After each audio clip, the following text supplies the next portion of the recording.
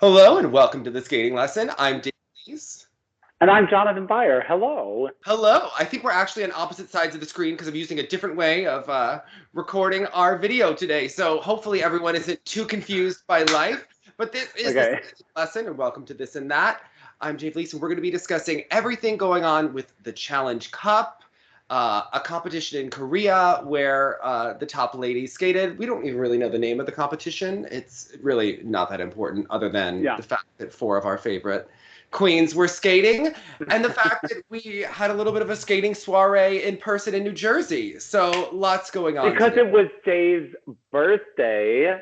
Yes, thank you. Yes. Very exciting. And when I did say I was on my way to New Jersey to attend a skating birthday party, it did suddenly transform me like I was going to Chuck E. Cheese or something. Did you need a passport? It was much more relevant. Yes, it felt like I needed a passport, global entry in order to get over there. But what a nice get together, Dave. It was really nice. Dave had the red tight pants on, doing some gold moves, getting ready for the test. It was very impressive, Dave Lee. I know my mom thought the gold. My mom was like, "Well, those red pants were very revealing." She said to me today. I was waiting for the comment. So I'm supposed to say something like that. It was actually the first time that you've ever met Debbie in person. So. And she is just what I expected. I didn't lie about it, right? Yeah. No. The stories were true. How did she greet you? Like I saw her. She was lovely, but it's interesting when you meet people's parents because in both of your parents, I saw equal parts Dave in their own way. It was fascinating. It's Debbie intense. Friends, then the skating friends, and then the work friends. It was a whole interesting insight into the world of. You actually took an Uber with one of my best friends and her husband, who. She's very intense and fabulous.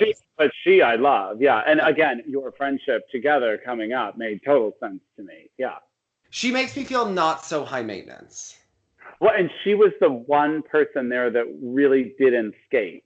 No. Right? So she and I were often just standing in the middle of the ice, just chatting while everyone around us was doing spin-offs and things like that. She's very good at Pilates. Her husband's actually becoming a Pilates instructor, so we love that. Nice. Okay, I like him too. And when we first met her husband, he was wearing oversized white t-shirts, these, Janko carpenter pants with he's from Brooklyn. There was a wallet with a chain situation and these awful black sneakers. Now he's wearing very fitted clothing. He did good. 5 days a week. She picked it right up. We went out and I saw him buy tea and get it mixed himself because he wanted the Earl Grey mixed a certain way. I was like, wow, Dawn has transformed. See, now he's from the different part of Brooklyn. Yeah. He really is. He went from one side to the other. Okay. Yeah, so there were a lot of, so what I did is everyone always says oh, we should go skating together. So I decided for my birthday, why not bring everyone together into the skating arena. And I had some, non-skaters and skaters and adult skaters who are very intense. You met the famous Nancy who broke her jaw. And she was out there doing all her moves. Yeah. Oh, wait, I got some presents. I'll show people there's our fun props that you will see that adult skaters are good gift givers. So 1 second. Okay. I don't even know if this is going in the recording, but it was intense. Okay. I outgrew my skates, so I had to rent them. They smelled terrible. Jonathan, how do you feel about spinning? Oh, I'm terrible at it. Do you want a spinner for your apartment? Yeah, I probably should. It's the weakest thing. So I would like to get much better at spinning, and I feel that this could do a lot of damage in my apartment. I'm very excited for it. Right? Okay, great. A lot of flailing. I want to know, for anyone that has one of these, do you just do scratch spins? Because I've done that, but obviously I want to work on the camel and the sit. And are you doing sit spins in your apartment? And are you knocking over, because as a kid, when I used to, spin and jump in front of the TV set, right. I remember trying illusions and kind of hitting my head on the coffee table. Maybe that's why I'm a little. It takes up some space, yeah. I'm a little off. Maybe that was, the cause. So. What a good reason. And then I got a book, and I used to have a version of this book like 10 years ago. And Jonathan, I thought of you because I think you need this book. Is it the one I saw at the arena? Yeah, this is actually a book about the people that were second place after the free dance, for their free dance at the Olympics. Yes, yeah. yes. Yeah. I thought you'd enjoy it. I mean, so many pretty pictures, okay? I mean, if you... Yeah. It's a lot. It's a lot to take in. Yeah, I'm just sure. a casual read. A casual read. It'll go underneath my pillow every night. Okay. When I stayed up and read My Sergei with a flashlight, we were supposed to go to bed. Same, yeah. Mm-hmm. All right. So yes, we did it. Now, yes, I think everyone needs a pair of red skating tights. I think it's very important. I recommend it. So fair enough. Fair enough. All right. Well, let's bring in this Challenge Cup competition because we had the umpteenth Senior B event. It actually got a Canadian lady the minimum scores that she needed. They got one. They got one. So, the mess continues. But interesting is that we finally see Shoma Uno skating. He didn't compete at the Four Continents Championships a couple weeks ago. We saw him again. What are your impressions of him, just so where we see him right now? Okay, so I was glad to hear he was doing this since he wasn't at Four Continents, and the timing of this seems good. He seems a little more settled. There were still some issues, like there was no combo in the short program. But again, I think the potential of that short program is so immense. So to see it just a little bit closer to how I hope it really has a moment at Worlds, because I think it really could. I'm intrigued to talk to you. His leg, when he's picking in for the quadruple flip, it looks a little different to me, and it looks a little lower and just kickier. And maybe this was something he's always done, but the camera angle was just a little bit different here. It just looks a little flaily, but it's working for him. In both programs, it seemed a bit more consistent. I know people talk about the pre-rotation or whatever. And they talk about the fact that he kind of puts in the blade for the full blade assist on the flip, and it's actually like a weird part with the right shoulder and the right part of the body. Yeah. I'll have to rewatch to see if I notice a big difference. Overall, his flip has still looked wonky to me. What I did notice, and like by the way, the comments just went insane because this is a trigger point for many people. Yeah. But and I was actually thinking as we watched it that we haven't seen him skate in a while, so it was fun, and I didn't have to already brace myself for the comments that are going to come about when he does this. But I do have to say that overall, I think that he looks more trained and more consistent. And I don't know what his training habits were before. And it does seem that they have changed the order of his program to do all of the jumps and then to do the footwork and choreographic sequence. At the end, I didn't go back and double check, but like my memory of the program in the way that it was, he looks more confident. His body language looks more trained. Settled. He looked settled. In a little bit better shape and happier. And I thought that allowed him to fight and recover a little bit better in this performance. It just seemed like usually when Shoma skates, you feel, at least I feel, that I am on a wild ride with him, where you don't know what's going to happen and you are just bracing yourself for the rock and roller coaster.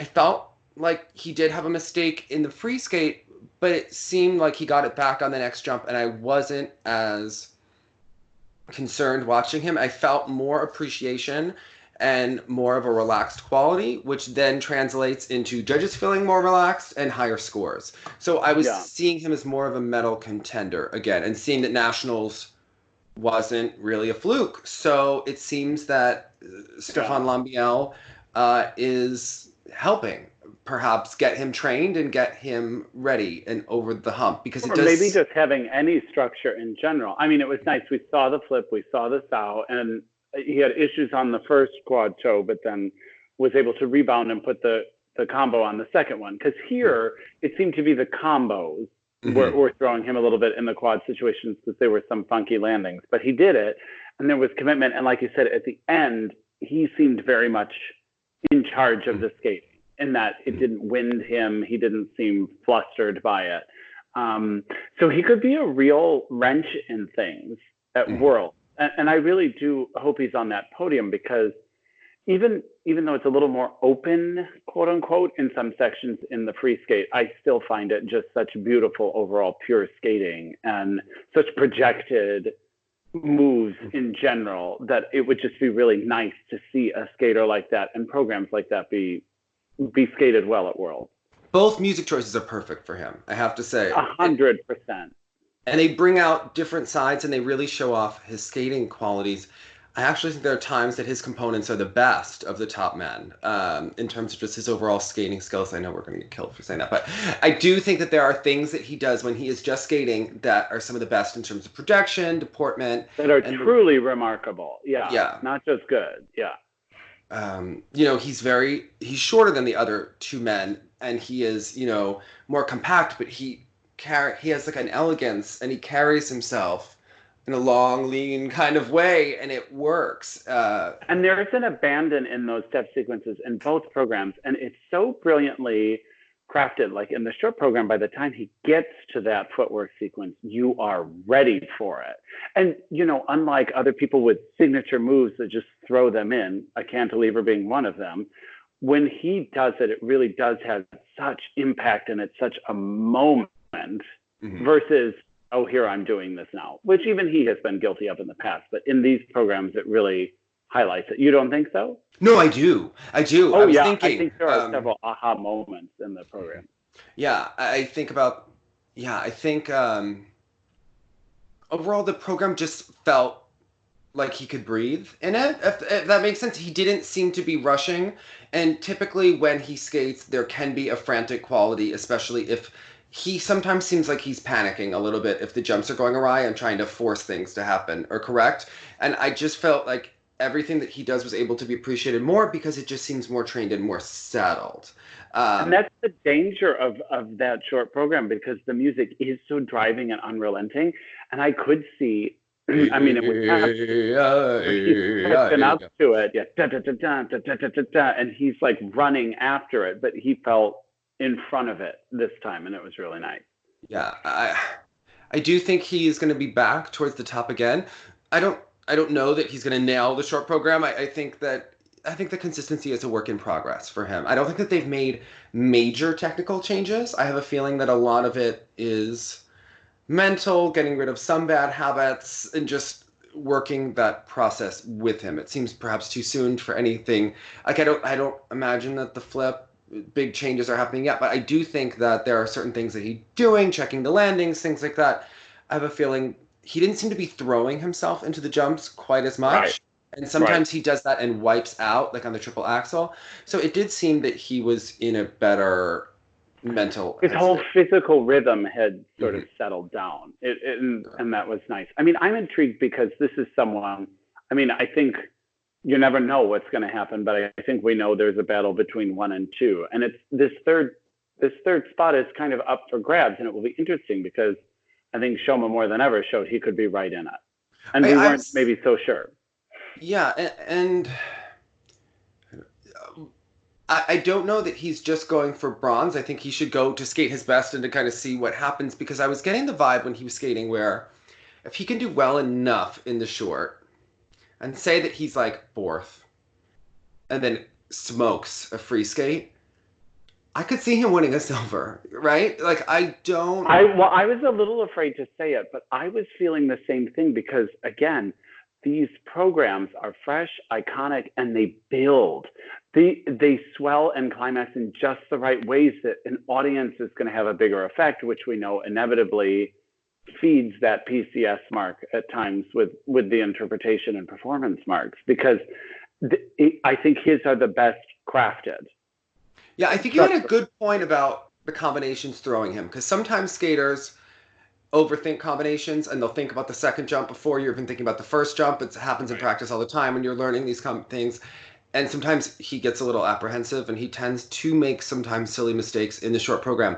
And that's why I was saying, I think it's better if he's maybe like 4th, you know, if we're having a step out on a jump or something, or because I do think that Hanyu, I think, will win the short at the Worlds most likely. And then Nathan will be second, perhaps, or maybe Nathan, you know, will win. But I think that they will most likely be 1 and 2, and then Shoma would be a little bit behind, and then in the free skate, I do think it's more of anyone's game. Depending, let's say Shoma does have a small mistake, it's very possible Aliev is also going to make some sort of mistake, especially if he's trying the quadlets in the short, which oftentimes gets under-rotated anyway. But I don't know who might beat him for that third mark. It could be someone completely out of the blue. Jason Brown.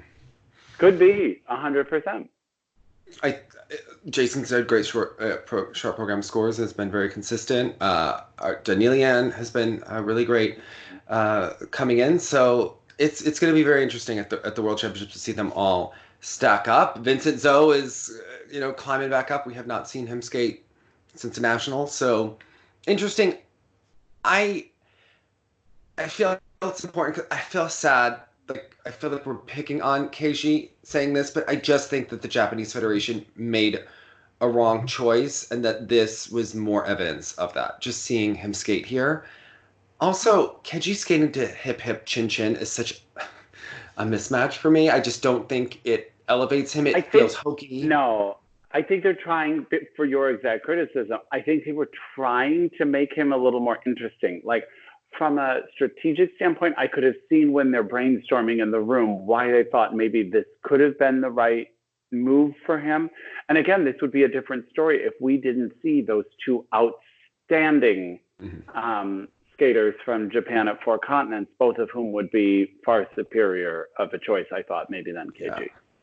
Yeah, I just think it's Yuma Kageyama's time, and that this was not the best decision. But he is going and, got his spot, and that's, the way the cookie crumbled. He was fine. It wasn't a strong skate, but I mean, more of the same.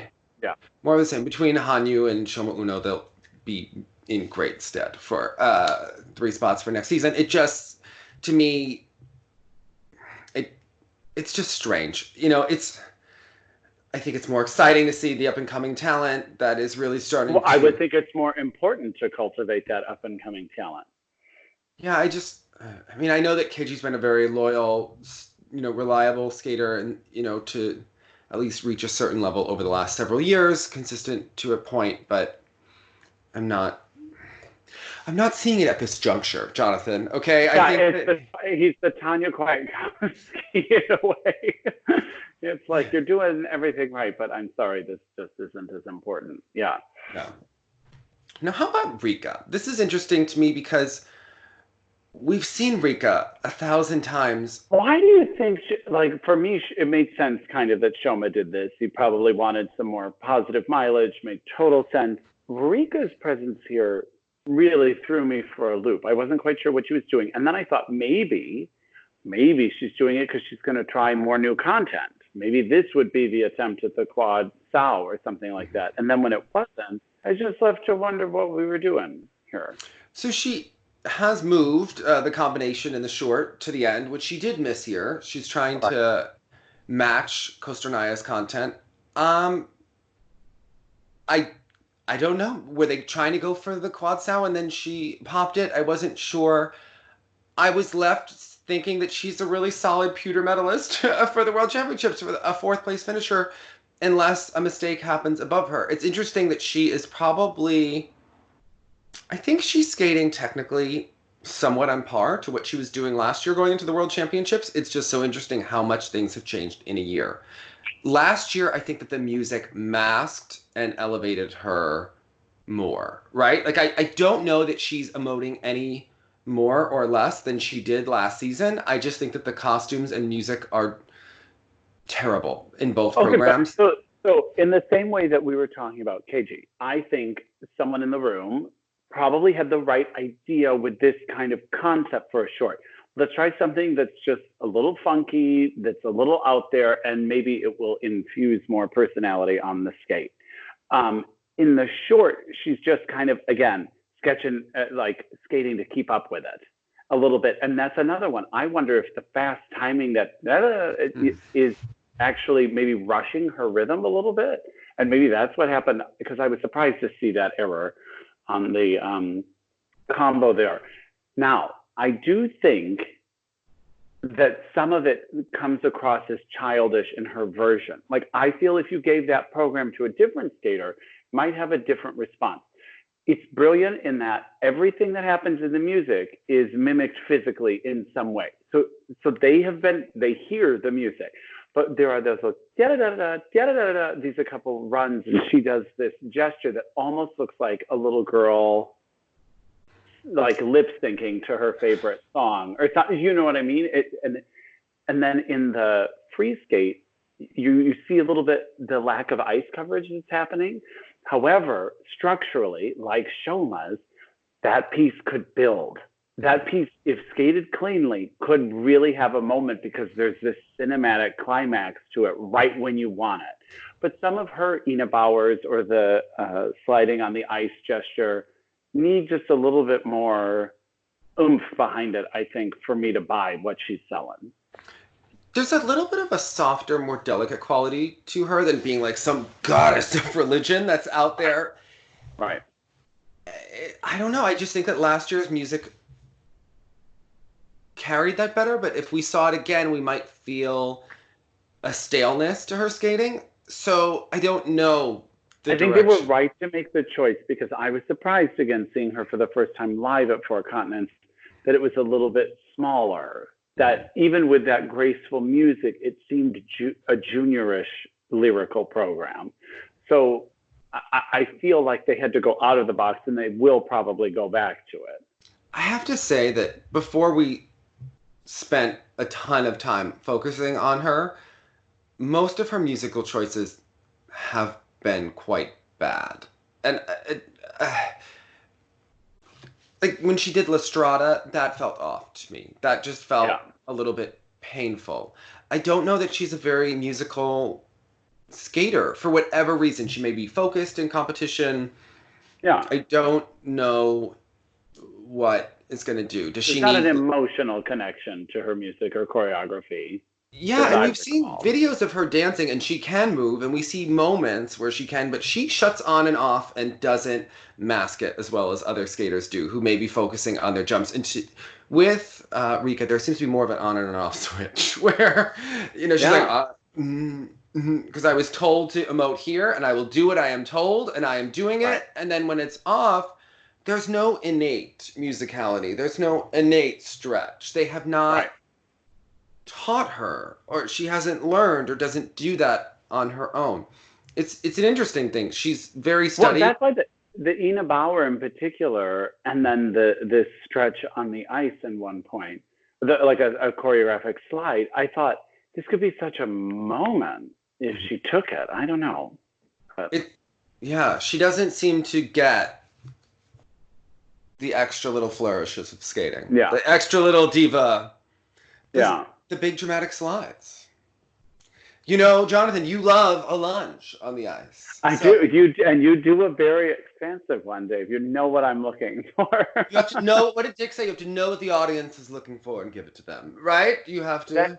Exactly. Rika doesn't know. She didn't grow up listening to Dick Button. She doesn't know, okay? And I can't blame her then. She hasn't worked with Tarasova. Mao did.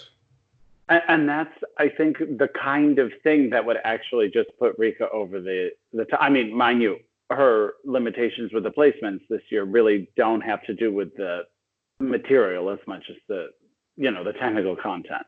But you know who intrigued me here was our second place finisher, Johanna Yokoi. Yeah, because this is an old school jumper, right? The kind of spring, the kind of trajectory in these jumps are so incredible. And I'll be damned if she didn't have one gesture that was finished. I mean, it was like everything was just dead limbs, ho-hum this, ho-hum position, just kind of skating around. But man, did she ignite with energy and spring and pop in those jumps. It was amazing. She's an interesting one because they don't seem to know how to package her to give her music, and the Phantom just will not die. No, and that short program was so specific what she was doing, but I didn't understand what world she was inviting us into. It was the world of 10 Dark Women. Of course, yes, for sure I was catching that. But there is like a wakaba kind of quality to those jumps. It's really exciting when she does that. She has some leg muscles on her. She needs a triple axel then stat and She puts does. it in 100 times because otherwise she's already lost in the framework there. She needs X factor, and she needs like either a big element or something like that. Yeah. It's interesting because Rika does have the triple axel, and yet she doesn't have that X factor. That's just Right. that others do. Wakaba does have it when Yes. she's just. The jumps just matter more. And I'm telling you, when she gets that axle, it's going to be a thing. But Rika, I mean, if she was starting to try the quad here, I would have felt much more optimistic of a future, I think. Yeah. I don't know that quad is going to happen, fully rotated. I don't know. It's interesting, like, did Rika Kihira miss her big moment? I think, yeah. It's fascinating that you only get so many chances nowadays, and she didn't walk through the door, and it was so lined up for her to win. Right.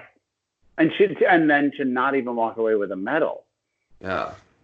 Yeah.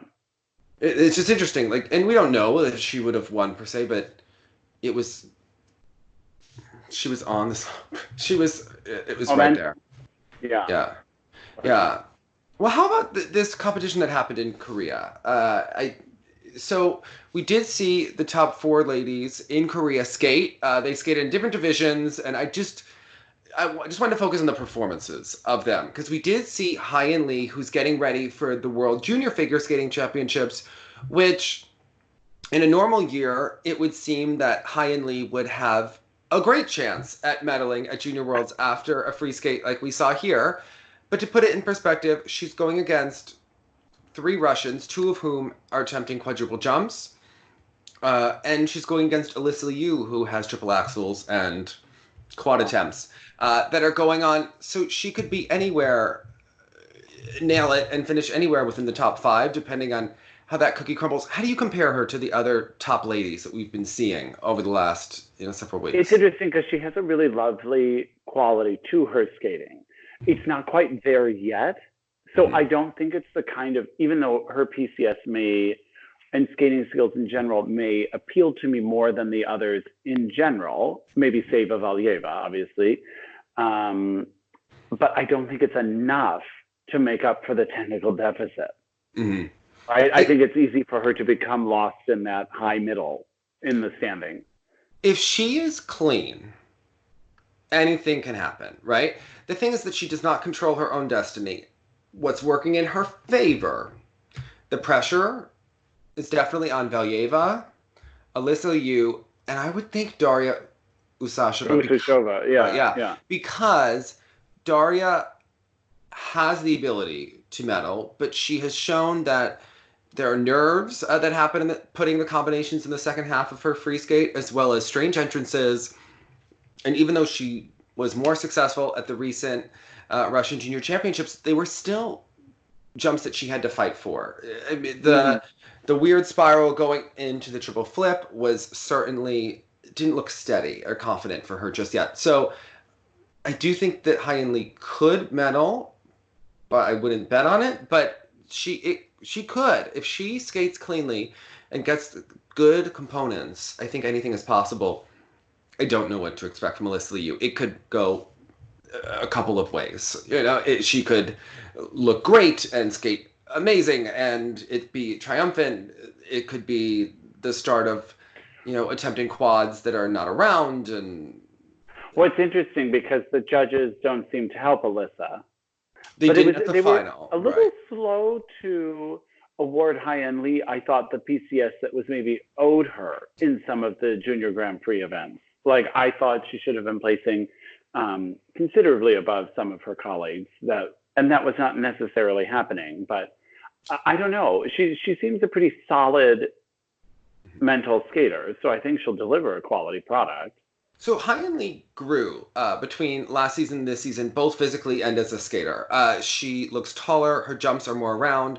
Her presence is far more captivating, even though she had glimpses of that last season when she was, performing and looked, one of her programs was much stronger than the other, and it looked like she was moving in that direction.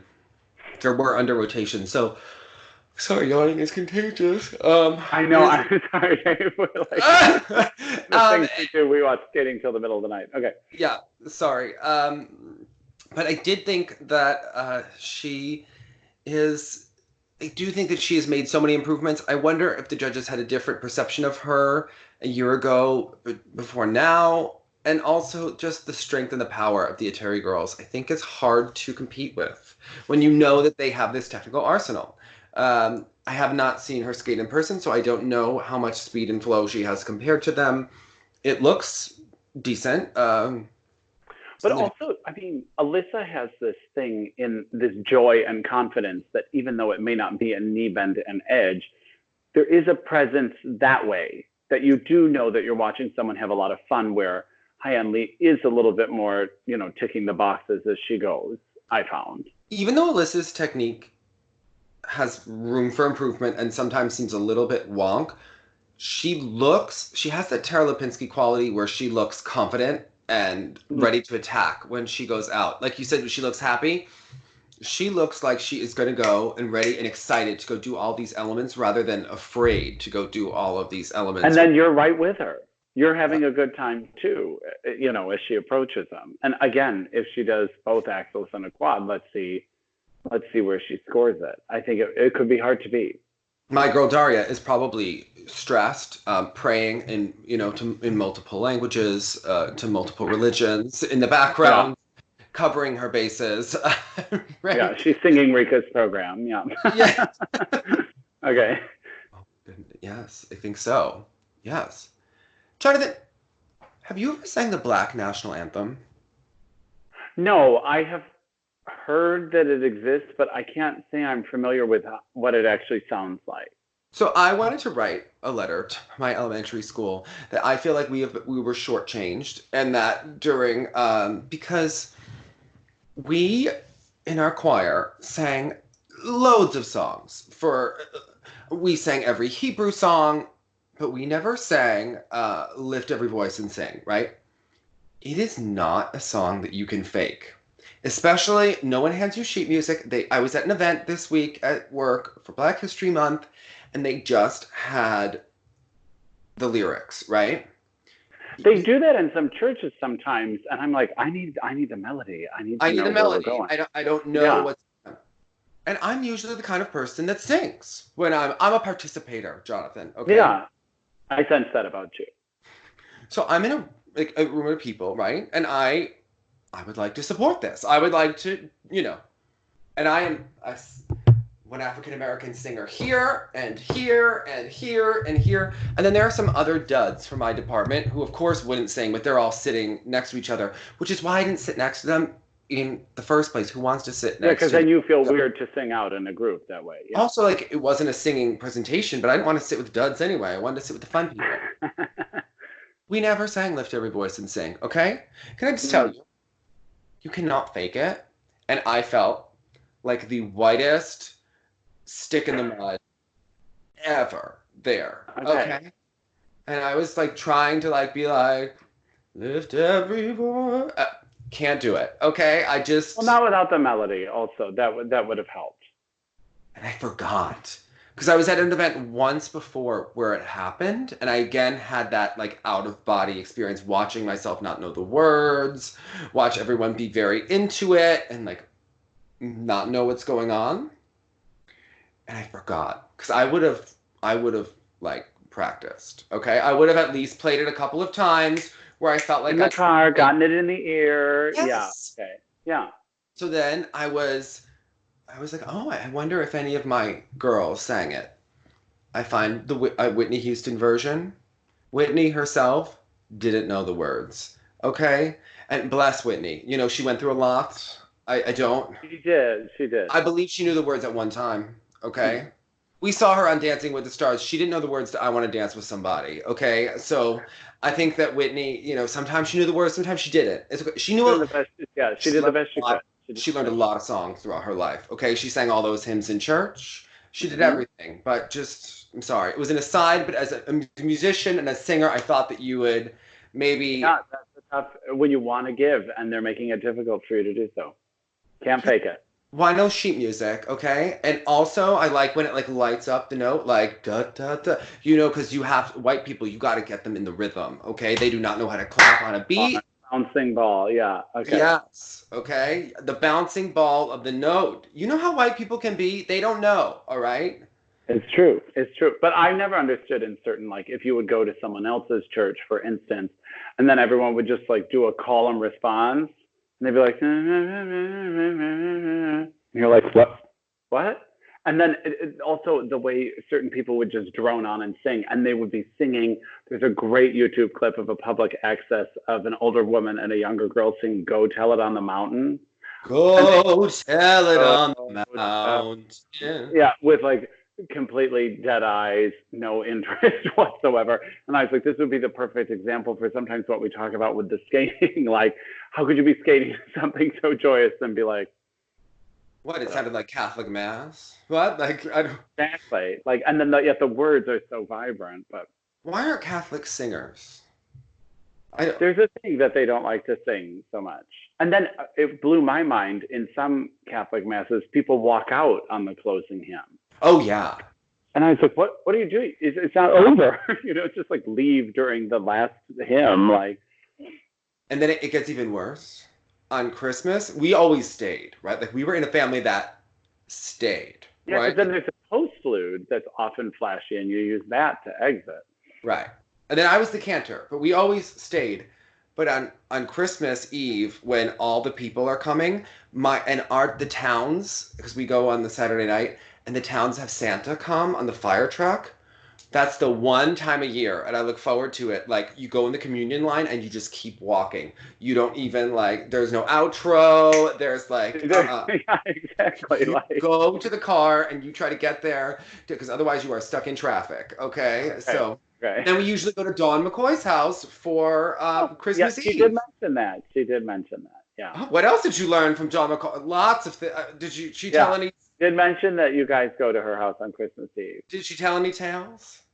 No, she likes not outside of that. So she'll be like, "How about this?" She's yeah, it's okay. All my friends are in love with her husband, by the way. Yeah, count me among them. Yeah. Oh. Okay, all right. He was sweet, nice energy. Yeah. So, all right. They call him Hot Steven. So it's kind of was. Yeah. Oh, he'll love it. He'll be like, yeah. Okay. He knows. He was really wearing that outfit yesterday. The V, the whole thing. It was going on. Yeah. He was doing a thing. So I don't know how he got for you, Dave. Yeah.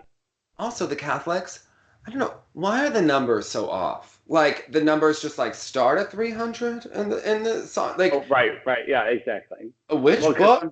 Yeah, in the early ones, yeah. I grew up Lutheran, so I always judged you by which color hymnal your congregation used. There were the green people, the red people. We were the blue hymnal. Lutherans, I mean. Yeah, it was much. We were the Catholics. How did we get on this? Rika didn't even do a Lutheran, did he?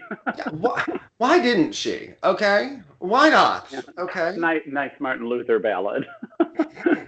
I don't know what those Lutheran songs are. I don't know them, but something stodgy in German. Oh, Tannenbaum we could have done because we invented the Christmas tree. Yeah. Yeah, where are these? This 8 songs that Rika is skating to, and I don't know. It's a lot. And Tannenbaum isn't even one of them. There could be much better. What church hymnals would you like Rika to skate to? Exactly. Okay, so our dear friend Ensu. Oh, Dave, hard to watch. Does she need to switch disciplines? I mean, okay. Solo dance for her. I thought about pairs or dance for her, but I wonder if Ensu can play with. No, she can't do the partner. No. So she has a reputation. Not everyone knows this, and the fans don't. But Ensu's reputation at a practice session is that she moves for no one. It's funny. It's like what they accuse Brady Tonella of. Like, Ensu is notorious in the U.S. from her time in here. And like, look, I love her. I love a diva. I love Whitney. I love her skating. I love her skating. Yeah. I think she's stunning. Look, okay, I never had to skate a session with her, so we are fine. Okay. She got very tall, all of a sudden, like right as, Raphael kicked her to the curb, she got very tall. There were hints of this last year in all that skate, that things were not going well.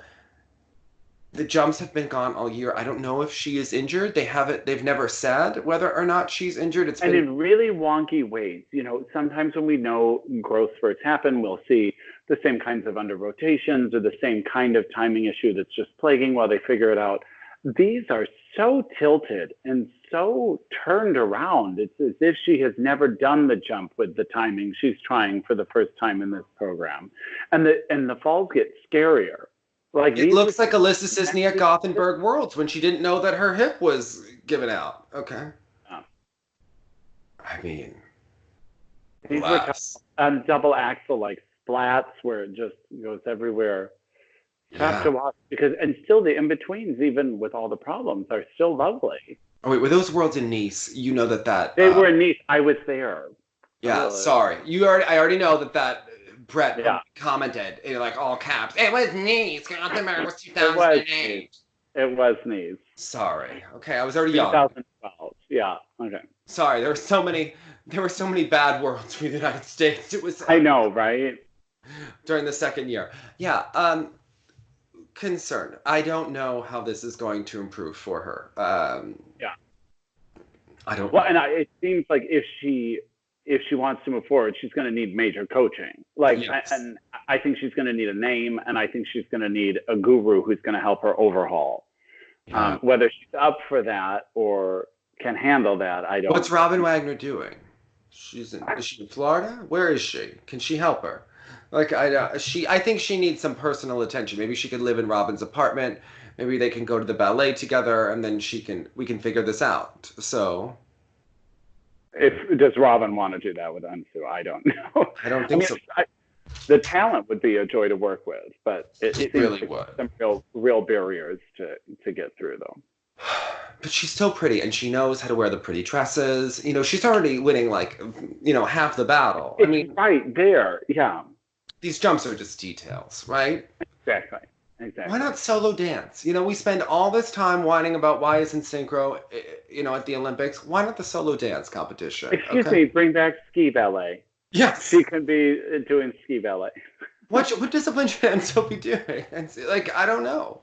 Yeah. Also, you always like to point out, that Jutta Mueller did well in the same-sex pairs. Same-sex pairs, right? So I've been watching those Gus Lucy. If you were in See Alive, we watched some old technique and some old skating. There have been other champions of similar pairs that you would appreciate. Carol Heiss and her sister Nancy. Shut up. Right? They were like Mid-Atlantic champions of this. There have to be videos of this too. And why don't we have videos of Nancy Heiss skating? Because Howard, what's his last name? Howard Kraker, who filmed all of the nationals, filmed the medal winners, Flow Skate was telling me. So they should have it at the Skating Museum archive, but they're not super responsive anymore. But don't you want to see Nancy Heiss? I mean, I want to see Nancy and Carol doing their pairs program. That too.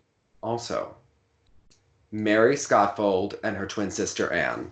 Okay, the smoking sisters. I mean, come on. Do you not want to... well, Carol too, but I mean, you think Mary's up there smoking. She's lifting her sister and smoking, and then the sister's in the air drinking a glass of wine. Come on. Mary and Anne doing the similar pairs. I bet they were fabulous, okay? Yeah.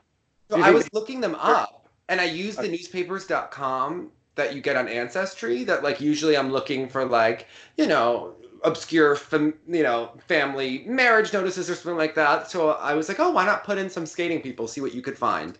Apparently Mary and Anne's father didn't like how they were judged at sectionals, and he made them quit at age 13.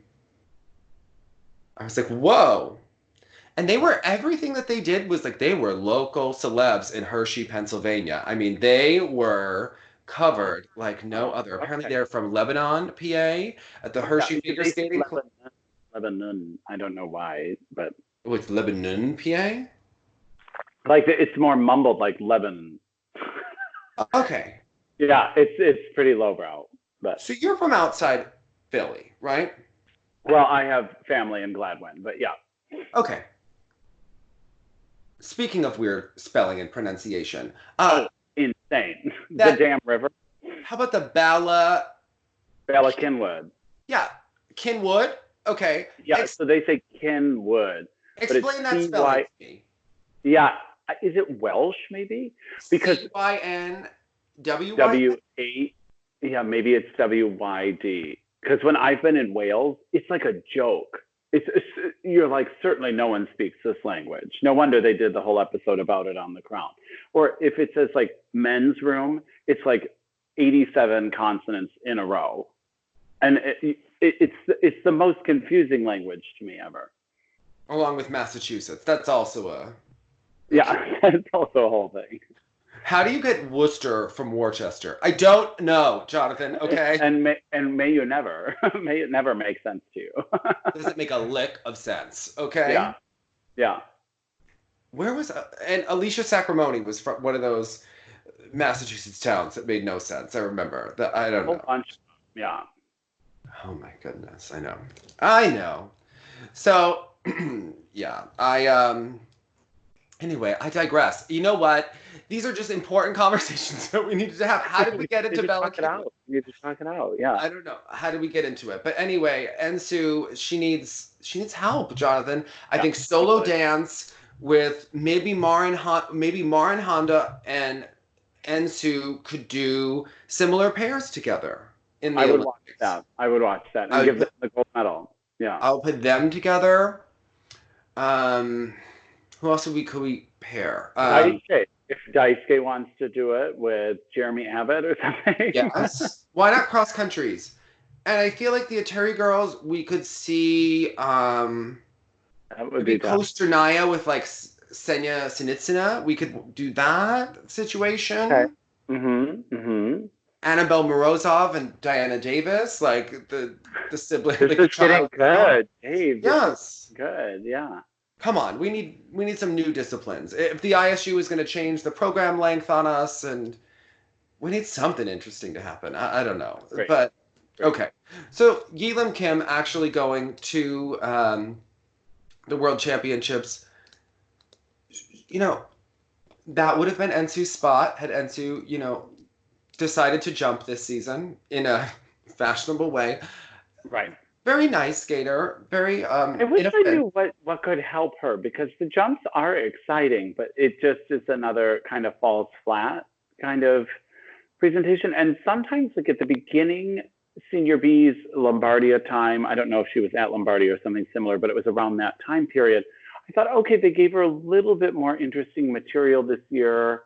I wish they could find something that helps her break through, because she really is jumping well and consistently. But she is someone where the material and the inherent lack of projection is definitely holding her back, wouldn't you say? Yes. Yeah. I don't know how she gets out of it. I don't know. I don't know if she has the star quality. Right. You can only mask it so much. Well, because again, if Ensu ever decides to get her house in order, or if Highland Lee continues to improve, she's out of there. Yeah.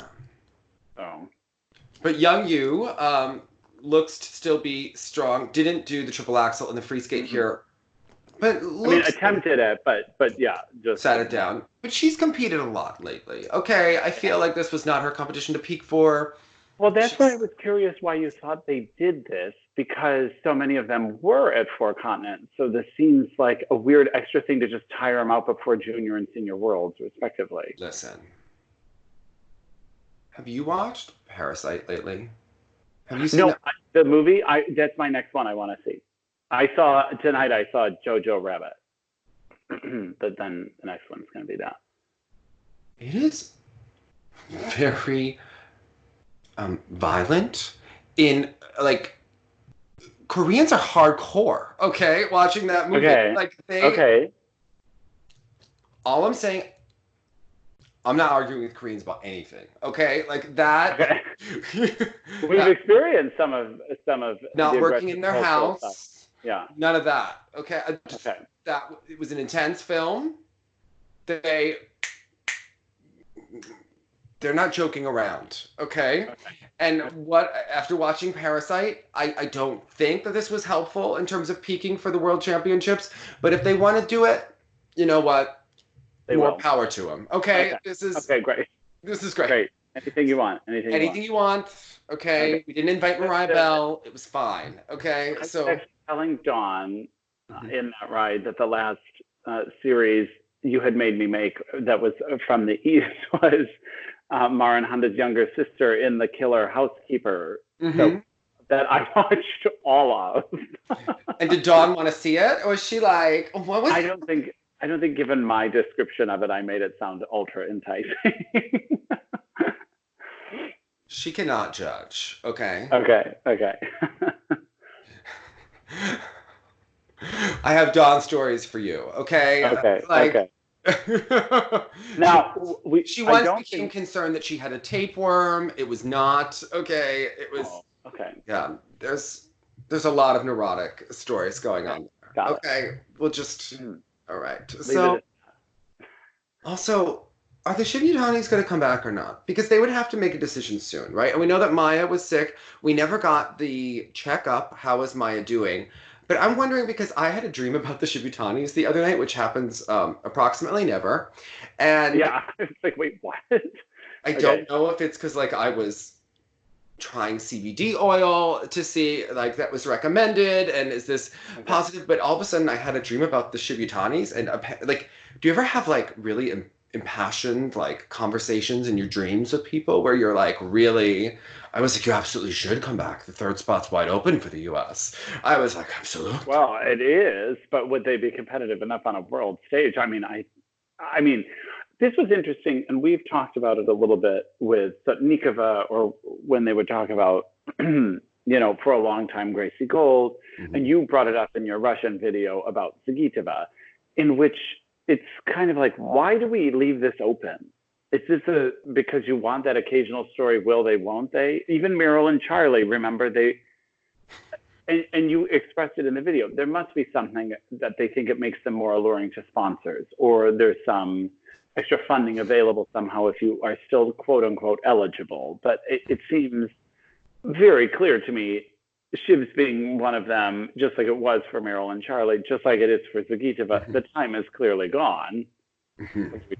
Yeah. For Zagitova, looking at just her level of skating in the show, I mean, it's the kind of thing, like the kind of jumps that the Russian ladies are doing with their technique. If they don't maintain it, it vanishes quite quickly. So I don't. Again, the concern for Zagitova wasn't these three; it's also the next group. So it's not like. It's just so clear that there has to be a logistical reason, a red tape reason that she's choosing to maintain eligibility. So some of the funny thing in that video, in the comments, is that there was a lot of freaking out about the fact that, so originally the story that happened is that a Japanese TV network made a translation of what Eteri said, and there was a lot of subtext to what Eteri did say, but the overall spirit of what she said was conveyed. I wasn't so offended by it because I don't think it was offensive, but it was triggering to people. And then, of course, Eteri said that it was not an accurate translation. So then we're getting things like it was like two different interviews and blah, blah, blah, blah, blah. The thing is that, like, well, do you read Japanese? Because actually, there were a number of Russian articles that then were about what Eteri said. And I don't believe that they would need to translate back from Japanese to Russian because they could just hear the original Russian anyway. And that is... Well, and it's really interesting because she was just saying, Zagitova wasn't naturally talented like some of the others, but she knew she could get her there because of the personality. In the same way, Frank doesn't consider Michelle Kwan his most gifted skater. That was always, probably Christopher Bowman or something like that. To me, those kinds of comments were totally fine. They don't take away from anyone. It's more. I think the word. I know, but people, when you call someone not that talented, they're like, "What do you mean? She did 5 triple loops." Obviously, she has a level of talent, but they're talking about natural talent and in certain specific ways. Training.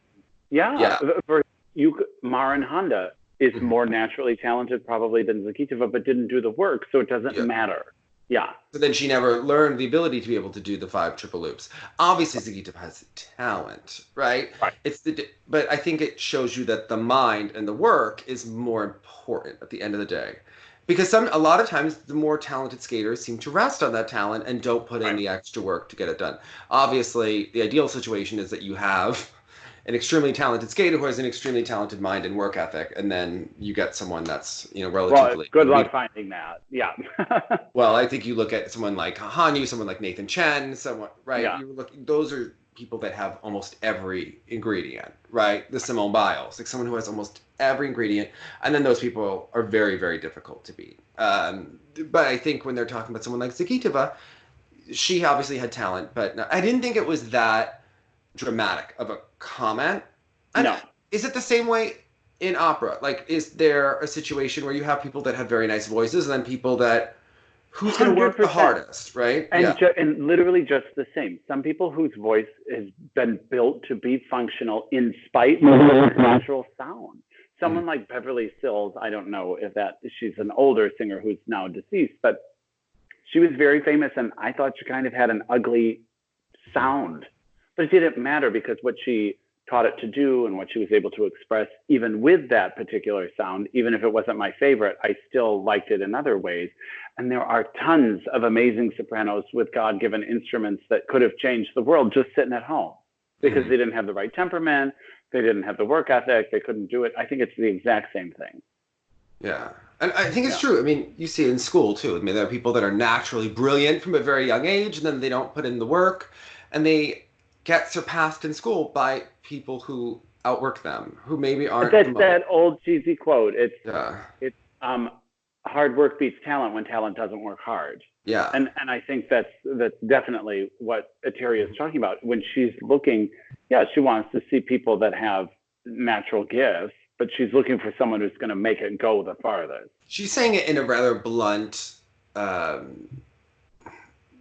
not very elevated way. So anyway, I think that she's talking in a way that also lets you know that she made it so. Yeah.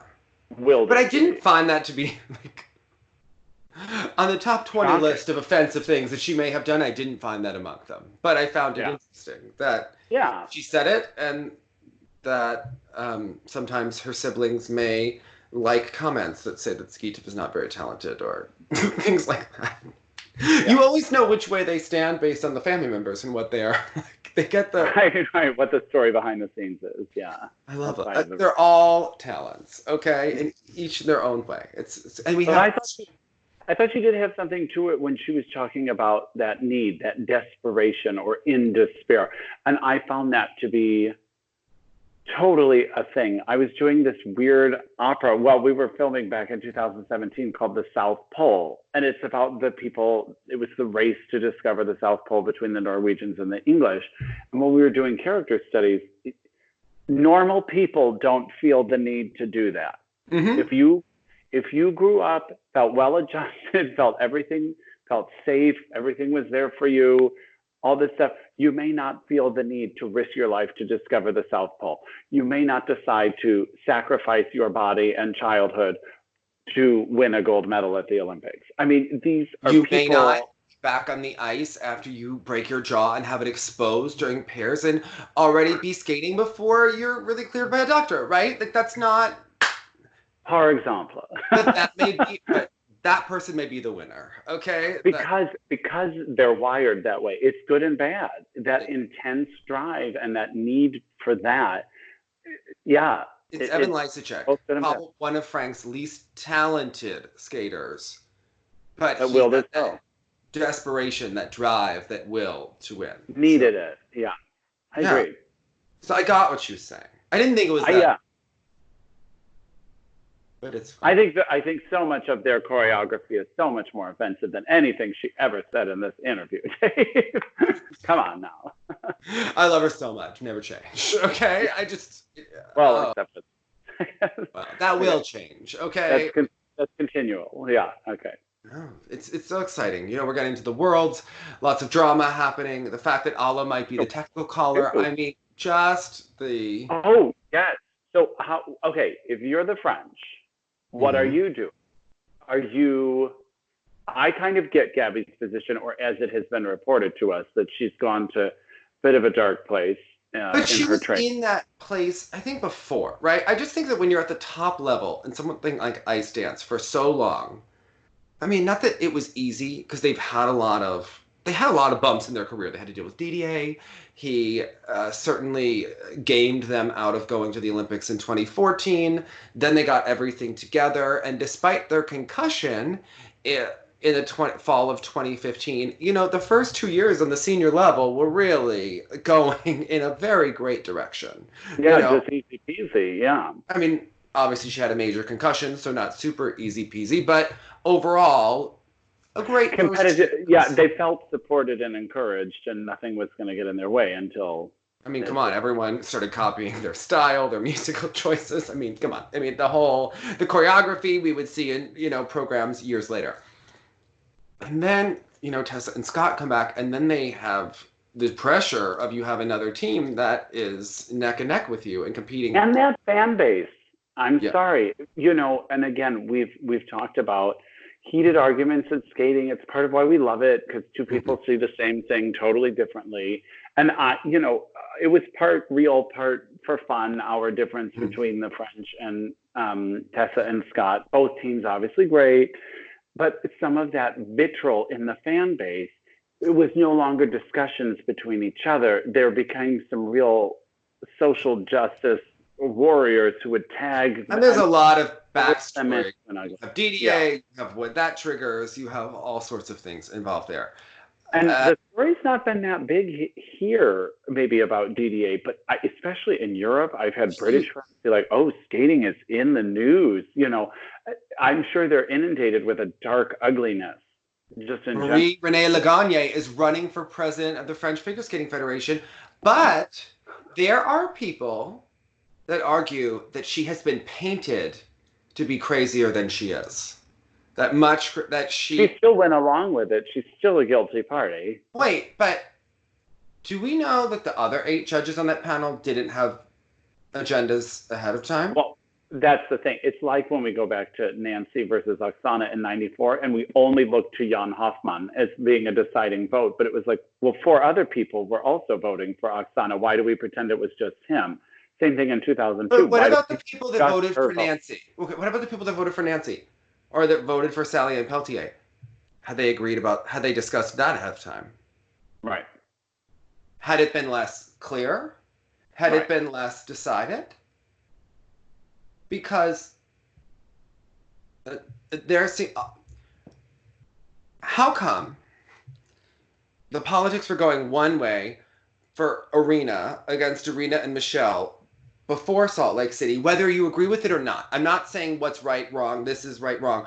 It seemed going into the Olympics like Irina was unstoppable, right? Right.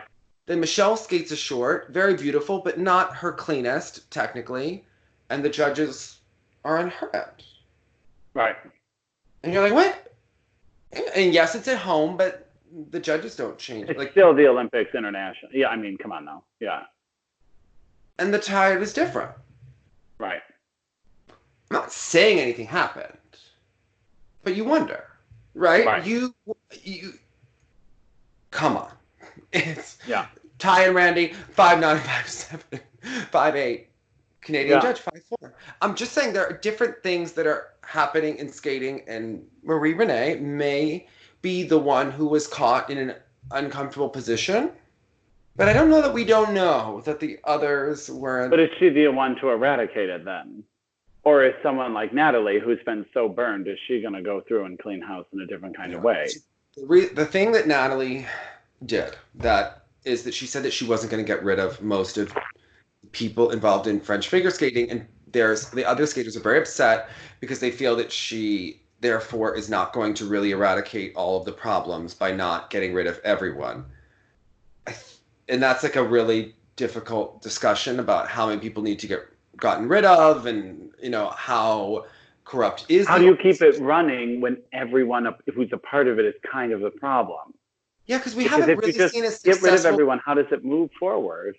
I don't think there are many successful organizations that have completely rebuilt as the Olympics are going on, as everything happens. And you still have the same coaches, you still have the same athletes, you still, right?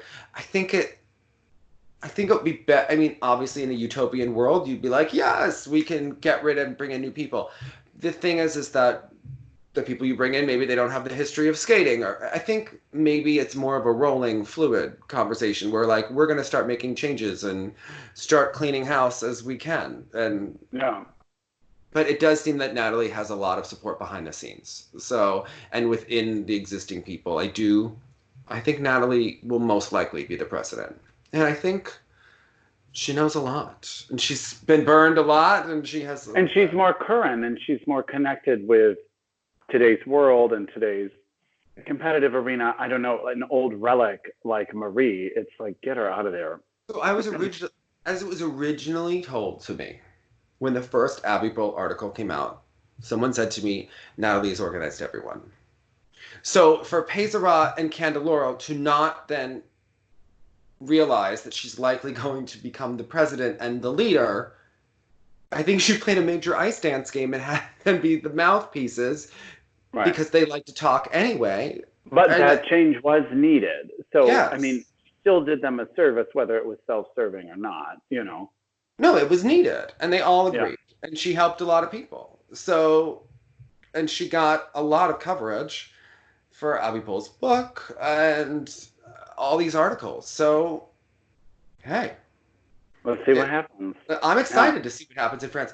They're supposed to close the the potential candidates at the end of the month. So we will see what happens. But I'm excited to see what's going to happen in France. It seems it will be dramatic. Especially because they've had a dicey Grand Prix venue in general. Not that Grenoble was dicey, but they were having such funding issues as it was. So I don't know if this transition, maybe those guys were just doing DDA a favor. Maybe they'll continue it no problem. Maybe Nathalie will have something even more exciting planned. I don't know. It will be interesting to see how that also gets affected. She seems very brilliant, like very smart. Yeah. So I think that is... and well-connected in different worlds that may be eager to help. So yeah. Also, so I think you were going to ask about what would be better for the French. Do you want to go to the Worlds and lose, or do you want to go to, the... I think they've got to go. I think it depends on how they're training, right? Are they in a position where, are they training well?